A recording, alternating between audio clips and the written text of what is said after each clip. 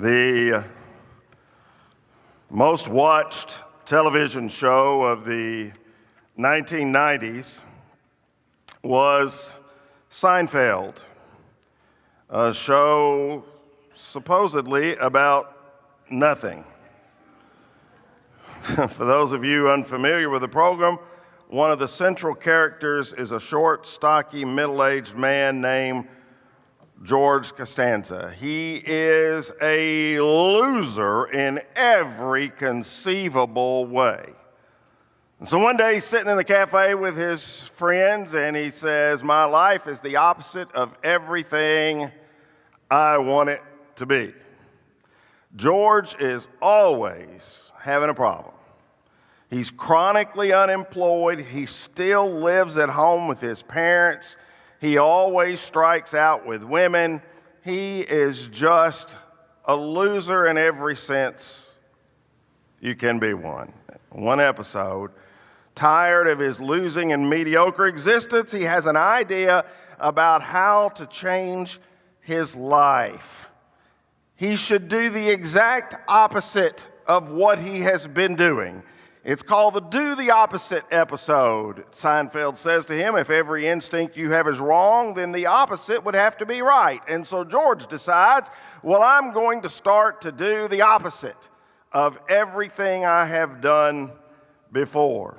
So he starts immediately there in the cafe. Instead of ordering tuna fish on toast for lunch, as he does every single day, he requests chicken salad on white bread, and the waitress can't believe it. When a beautiful girl flirts with him, he acts boldly instead of timidly. In meetings at work, he speaks up with radical ideas instead of remaining silent. And as a result, he experiences tremendous success in life over the next few weeks by doing the opposite, by acting contrary to his natural impulses. Now, you may ask, what in the world has that got to do with church or with spirituality? Do you realize how many times in the Bible we're told to act contrary to our natural impulses? Repeatedly, we're told that. The way to succeed in this life, we're told in the Bible, as well as in the next one, is to do the opposite of what comes naturally. For example, Jesus taught us that instead of holding on to our lives, we should give up our lives. Instead of hating our enemies, we should love our enemies and pray for those who persecute us. Instead of retaliating against an offender, we should forgive our offender. We should do the exact opposite of what our natural human instinct is. So Jesus said in Matthew chapter 20, you know that the rulers in this world lord it over their people, and officials flaunt their authority over those under them. This world too, by the way. Not much has changed in that 2,000 years. But among you it will be different. Whoever wants to be a leader among you in the spiritual realm, not in the political realm, not in the entertainment realm, whoever wants to be a leader among you in the spiritual realm must be your servant. And whoever wants to be the first among you must become your slave. You're doing the opposite. You're doing the opposite of what is done in the world. You're doing the opposite of what is done in human nature. Jesus doesn't condemn those who desire success or desire significance in their life. Rather, he teaches that the opposite way is the way to achieving those goals. The world says, look out for number one. Jesus says, look out for others. The world says, destroy your opposition.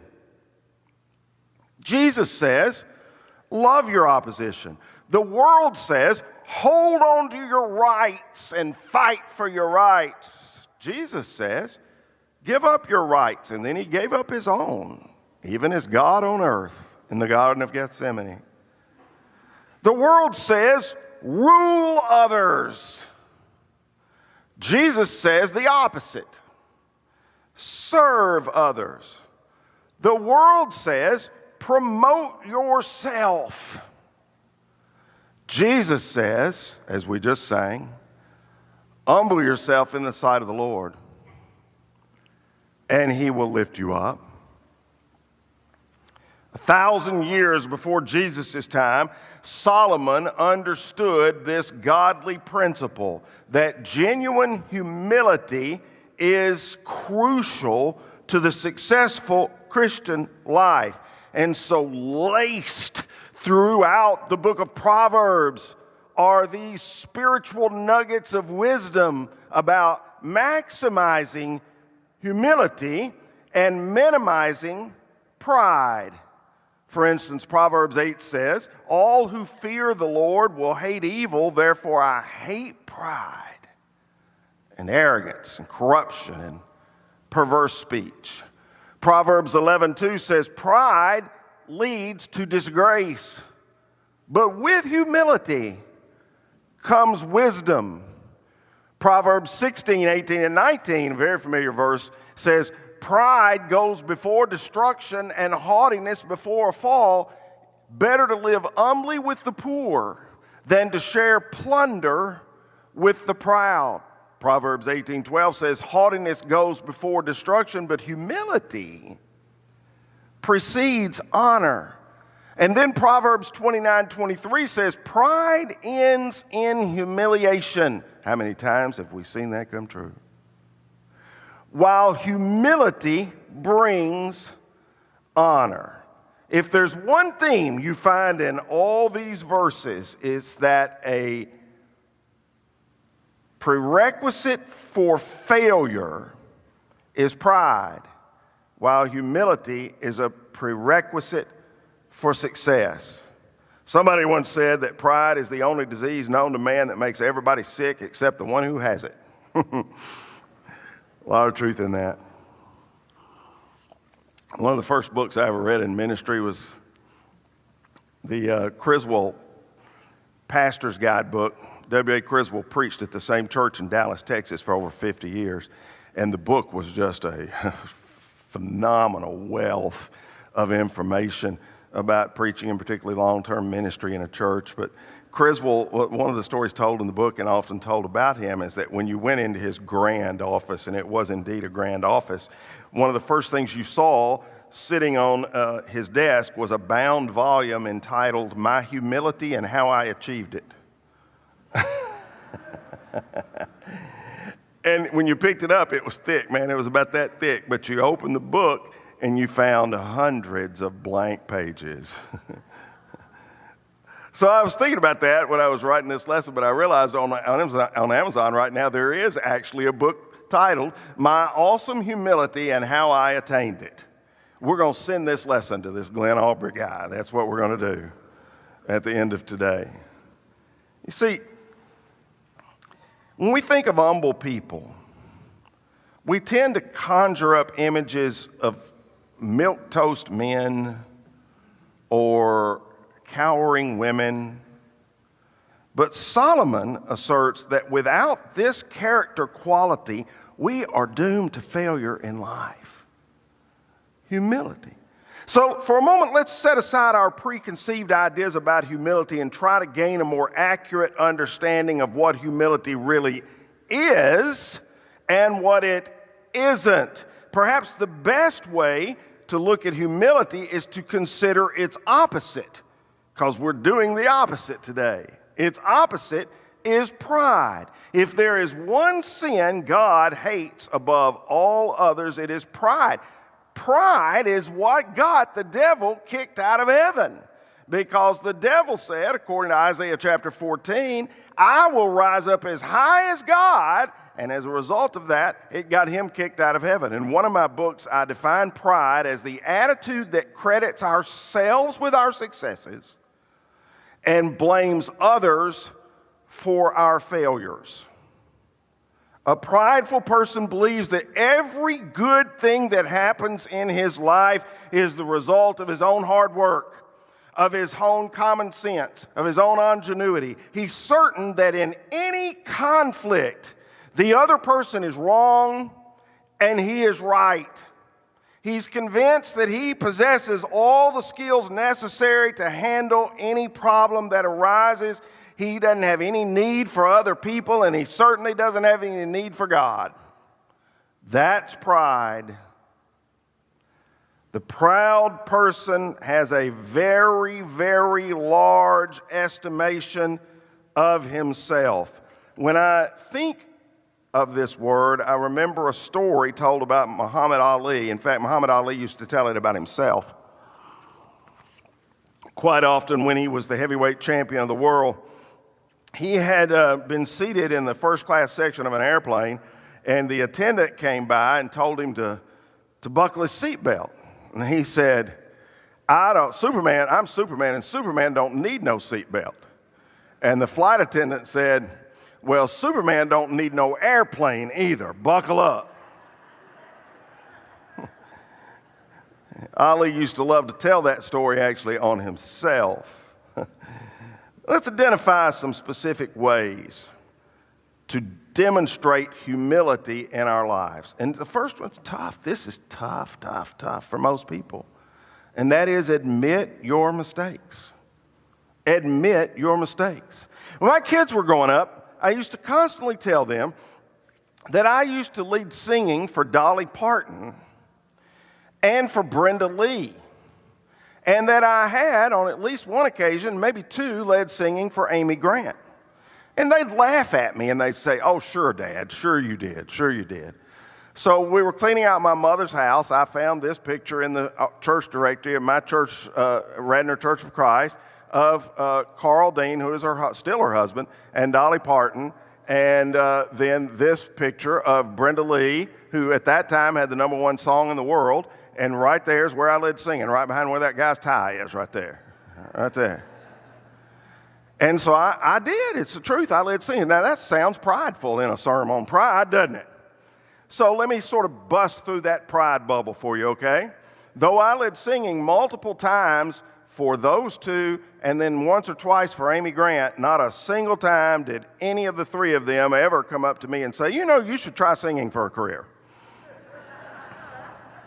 In fact, not a single time did any of them come up to me and say anything at all. But Brenda Lee had one of the #1 song in the 1962 was called I'm Sorry. And it stayed in the top 10 for more than a third of the year. I'm sorry, she pleads for forgiveness for a wrong she had done. Her performance on that record ranks as one of the greatest of that era. It's so perfect that no major artist has ever tried to cover it. And that's very unusual. She simply said, I'm sorry. Most people have a very difficult time saying, I'm sorry. They do. Most people have a very difficult time saying, I was wrong. So I do this about once every year or two. It's time for it again. 3 4-word sentences that will change your life. It'll change your relationships. It'll make your life better in every way. And those 3 4-word sentences are, I was wrong, I am sorry, please forgive me, I love you. All right?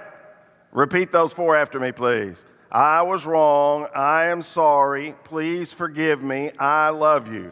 Falls under this category of maximizing humility and minimizing pride by admitting our mistakes. Now, I want to make sure you got it, and if you're really comfortable at it, and if you came to church fussing and fighting with your wife or your husband or one of your family members or one of your kids, this would be a great time. I'd even dare you, go ahead and you could get it out right now. Just look at the other one, and it's all over. You leave free. That would be even great. So if you want to actually say it to somebody while we're repeating it, that works with me. All right, here we go. I was wrong. I am sorry. Please forgive me. I love you. Great. Admit your mistakes. It's so hard for most people to do. But most people avoid those two phrases, I was wrong and I am sorry, like the plague.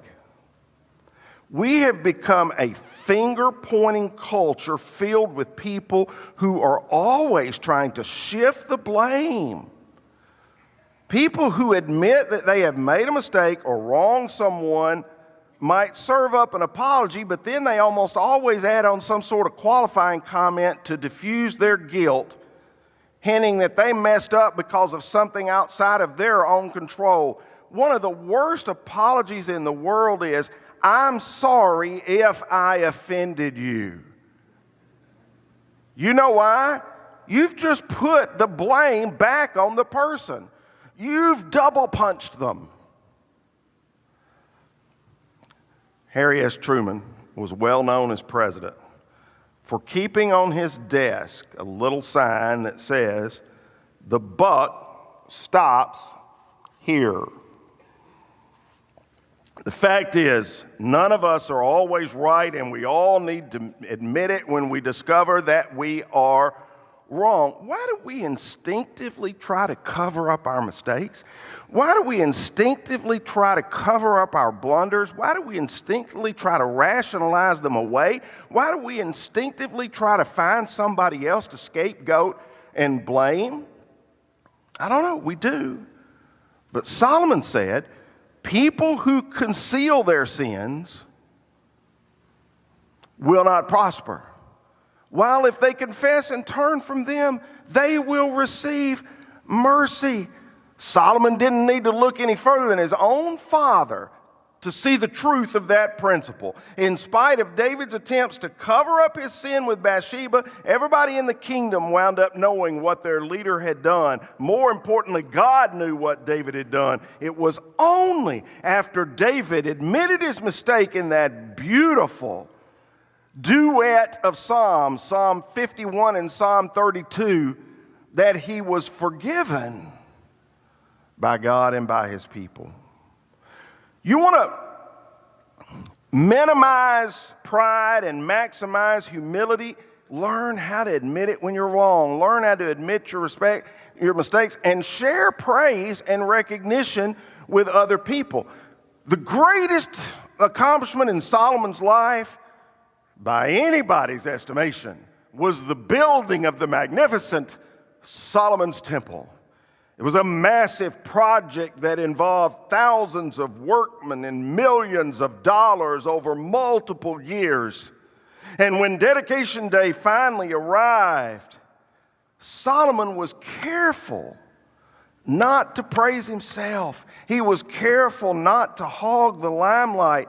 Instead, he gave recognition to who was most responsible. Solomon stood before the altar of the Lord in front of the entire community of Israel. He lifted his hands toward heaven and he prayed, "O Lord God of Israel, there is no God like you in all of heaven above or on the earth below. You keep your covenant and show unfailing love to all who walk before you in wholehearted devotion. You have kept your promise to your servant David, my father. You made that promise with your own mouth and with your own hands, and you have fulfilled it today." All right, here's something I want to do that is a little unusual, okay? This is a little unusual. I want everybody to stand. Everybody who's capable physically of standing, if you would stand. All right? We're going to practice what I'm preaching this morning, because it is so tempting for us to praise ourselves rather than to give first praise to the one who deserves it most. And these first two screens, these first two verses of what Solomon said to God in praising God at the building of the temple could be said of any of us about God's blessings right now today. So like Solomon said this to God, I want to invite you in joining me in saying this to God. And you think in your mind whatever blessings you're thankful for, whatever temple God has built in your soul and your heart and your life that you should be thankful for, say it with meaning and fervency like we think David said it long ago. Read with me, please. O Lord God of Israel, there is no God like you in all of heaven above or on the earth below. You keep your covenant and show unfailing love to all who walk before you in wholehearted devotion. Whew, didn't that feel good? You may be seated. How wonderful it is when we give God the glory, when we give others the glory. And it's one of the ways that we maximize humility is by sharing the credit of any accomplishments that we enjoy. Recently, I watched on the History Channel a brief documentary on President Ronald Reagan. And one of the things they said was when you went into Reagan's office, right behind the Oval Office desk, so the first thing he would see when he turned to get up and leave his desk was this plaque in gold that read, "There is no limit to what a man can do or where he can go if he doesn't mind who gets the credit." How true that is. If we only could realize that, it would maximize humility in our life and it would minimize pride. And then let other people praise you. Don't toot your own horn. Don't toot your own horn. It's one of the simplest yet most ignored principles for success in life. Refuse to be your own press agent. If somebody's going to say something good about it, let it be them, not you. Now, that didn't come from me. That came from Solomon. Let someone else praise you, not your own mouth. A stranger, not your own lips. Now look, I understand why that can be hard to follow, because we tend to think that if we don't tell others about what we've done and about what we've accomplished, they'll never know. They'll never find out. The truth is, when we try to shine the spotlight on ourselves, we are usually setting ourselves up for humiliation. Jesus told a story about that. Jesus told a story about a man and went to a dinner party with his wife, and while he was there, an interesting social phenomenon occurred that sometimes still occurs today. The attendees started seating themselves at tables reserved for the honored guests, and Jesus offered some practical advice to those who would try to advance up through the social ladder by their own doing. He said, when you are invited to a wedding feast, don't sit in the seat of honor. What if someone who is more distinguished than you has also been invited? The host will come and say, give this person your seat. Then you'll be embarrassed and you'll have to take whatever seat is left at the foot of the table. So, sometimes when I'm working on a Bible lesson, what I love to do, I love to just play it out as a movie in my mind. I run a little film in my mind, and I tried to view this one in my mind. And I thought how funny it would look. And you can just see this man's humiliation. He and his wife come into a beautiful room, and they proceed to sit themselves at some of the prime seats at the table, and he looks over at her and he says, honey, I bet you never thought you'd marry somebody who would be invited to a party like this. We have hit it big. We've certainly come a long way. And about that time, the husband feels a tap on his shoulder. I'm sorry, sir, but these are not your seats. They are reserved for VIPs. Well, my wife and I, we are on the list. I'm sorry, sir, I can't find your name anywhere on the list. But I'll tell you what, here you can go stand in the back of the room. How humiliating that must have been. And Jesus is saying to us here, the ultimate fate of anyone who places themselves in a seat of honor, literally or figuratively, is humiliation.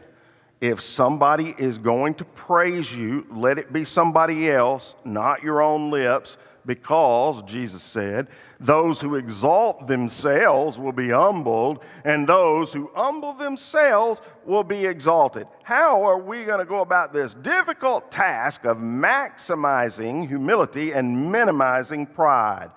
By being willing to do what we sang. By being willing to humble ourselves. Jesus made a remarkable statement about himself that is very difficult for us to understand. He said, "For even the Son of Man came not to be served, but to serve others and to give his life as a ransom for many." Now think, if you would, about all of the implications of that verse.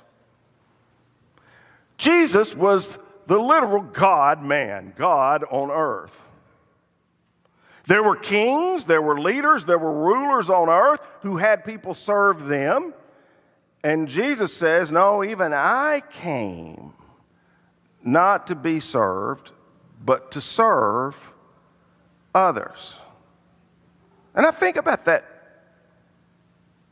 verse, and I think, who am I? Who am I to ever think anybody should have to serve me? And then there's the verse that we sang just a few minutes ago.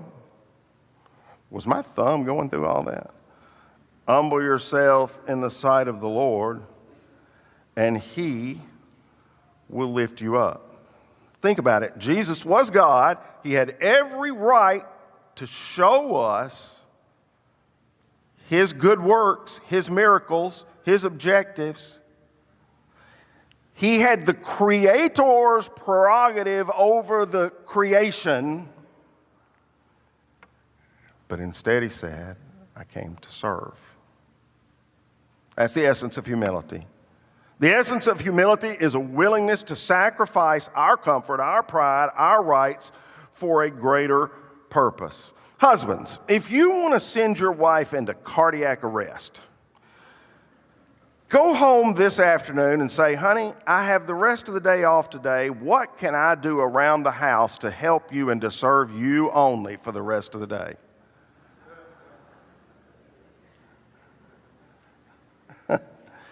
Moms, go home today and try telling your children, today after church is all yours. Whatever you want to do, wherever you want to go, I will do it with you and I will take you there. Employers, if you want to dumbfound an employee tomorrow morning, go into his or her office tomorrow and say, I know you're under a lot of pressure right now. I know this hard times. What can I do to help lighten your load? The greatest evidence of genuine humility is a willingness to sublimate and subordinate our personal agendas for a greater cause. Now, not just a virtue signal, not just for any cause, but for a greater cause. We already know one example of that. That was Jesus going to the cross. He came not to be served, but to serve. But there's one other example that's just extraordinary from history, and it's a part of history that a lot of people, frankly, don't know. During the Civil War, you learned this in Ken Burns. I don't know how many of you have ever seen Ken Burns' Civil War. How many of you have ever seen that? Raise your hand. That's phenomenal. And this story is in there, in which Lincoln visited his Attorney General, his Field General, George McClellan. And McClellan had been not doing a very good job, had been paralyzed with inactivity for a good while, and continuously ineffective. And so on the night of November the 13th, 1861, Lincoln and his Secretary of State, William Seward, traveled out to McClellan's home. When they arrived, a servant told them, well, he's not here, but he will return shortly. And so the servant ushered them into the parlor to wait. About an hour later, General McClellan returned home, And upon hearing that the President of the United States, the most powerful man in the world, was waiting in his parlor, the general proceeded to march upstairs and go straight to bed. The Secretary of State, Seward, was so furious that he demanded Lincoln fire McClellan right there on the spot. But Lincoln refused and said this: "This is no time to be making points of etiquette and personal dignity. I would hold the reins of McClellan's horse if it would bring us victory." This is no time to be making points about etiquette and personal dignity. How often do you give up etiquette? How often do you give up your rights? How often do you give up personal dignity for the good or the sake of somebody else? If I had to hold the reins of McClellan's horse, I would if it meant victory. Now, who but Civil War buffs remember the name of George McClellan? But victory ultimately came to Abraham Lincoln because God humbles the prideful but gives grace to the humble. Humble yourself in the sight of the Lord, and He will lift you up. And so we have a secular example of that here in Lincoln, who said, "This is not a time to blow off steam or to be personally upset or offended." Everybody's offended today. Oh my goodness. Everybody is offended about everything. This is no time for that, Lincoln said. He said, "This is no time for personal dignity. If it will bring victory to the cause, I will perform a menial task and humble myself in order to do it." There's your secular example. And in our lesson and in the text today, here's your biblical and spiritual example. Jesus said, "For the Son of Man came not to be served, but to serve." And then He did that very thing. He died a sinner's death on the cross when He wasn't a sinner.